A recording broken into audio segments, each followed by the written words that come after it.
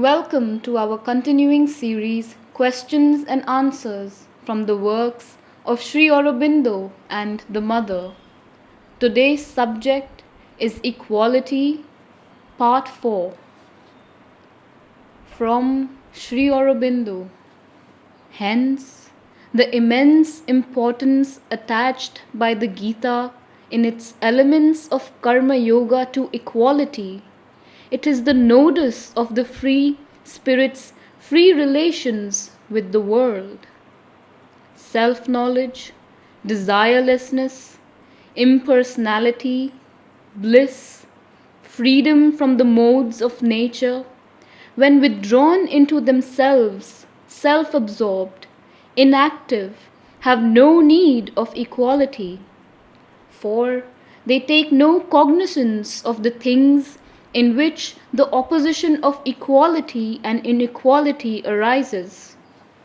But the moment the spirit takes cognizance of and deals with the multiplicities, personalities, differences, inequalities of the action of nature, it has to effectuate these other signs of its free status by this one manifesting sign of equality.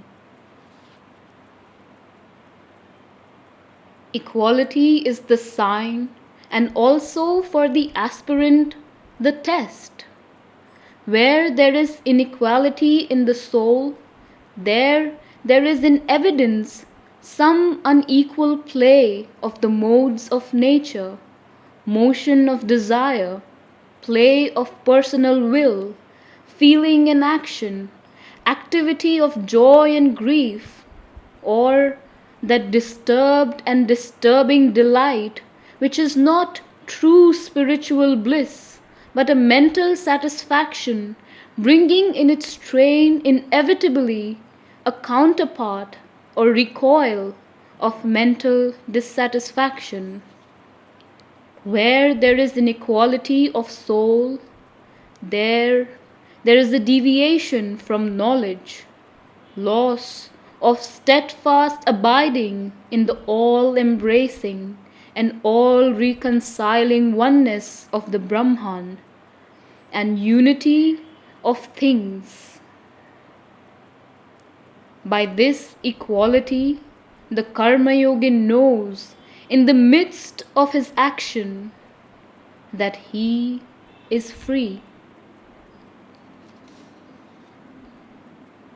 It is the spiritual nature of the equality enjoined, high and universal in its character and comprehension, which gives its distinctive note to the teaching of the Gita in this matter. For otherwise, the mere teaching of equality in itself as the most desirable status of the mind, feelings and temperament in which we rise superior to human weakness is by no means peculiar to the Gita. Equality has always been held up to admiration as the philosophic ideal and the characteristic temperament of the sages. The Gita takes up indeed this philosophic ideal, but carries it far beyond into a higher region, where we find ourselves breathing a larger and purer air. The stoic poise, the philosophic poise of the soul are only its first and second steps of ascension out of the whirl of the passions and the tossings of desire to a serenity and bliss, not of the gods, but of the divine himself in his supreme self-mastery. The stoic equality, making character its pivot, founds itself upon self-mastery by austere endurance. The happier and serener philosophic equality prefers self-mastery by knowledge, by detachment, by a high intellectual indifference seated above the differences to which our nature is prone. Udasinavad asinaha, as the Gita expresses it. There is also the religious or Christian equality, which is a perpetual kneeling or a prostrate resignation and submission to the will of God. The movement which will lead us out of the disturbances of the lower nature must be necessarily a movement towards equality in the mind, in the emotional temperament, in the soul. But it is to be noted that although in the end we must arrive at a superiority to all the three gunas of the lower nature, it is yet in its incipience by a resort to one or other of the three that the movement must begin. The beginning of equality may be sattvic, rajasic or tamasic, for there is a possibility in the human nature for a tamasic equality.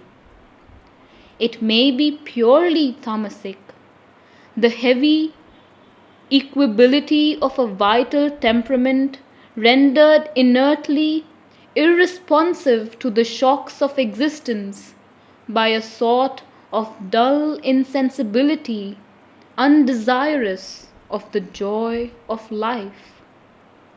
Or it may result from a weariness of the emotions and desires accumulated by a surfeit and satiety of the pleasure, or else, on the contrary, a disappointment and a disgust and shrinking from the pain of life, a lassitude, a fear, a horror and dislike of the world. It is then in its nature a mixed movement, rajaso-tamasic, but the lower quality predominates.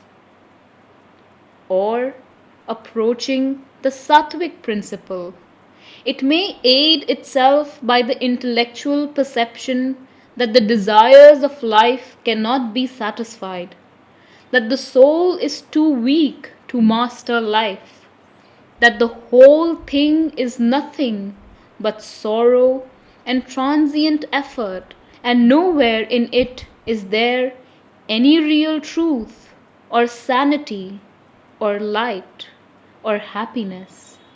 This is the sattvo-tamasic principle of equality, and is not so much equality, though it may lead to that, as indifference or equal refusal.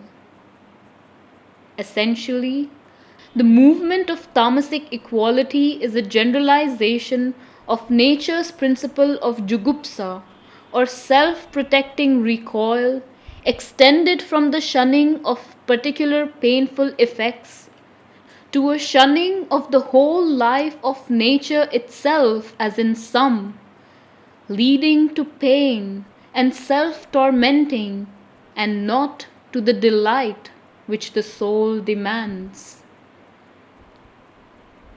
In tamasic equality by itself there is no real liberation, but it can be made a powerful starting point if, as in Indian asceticism, it is turned into the sattvic by the perception of the greater existence, the true power, the higher delight of the immutable self above nature.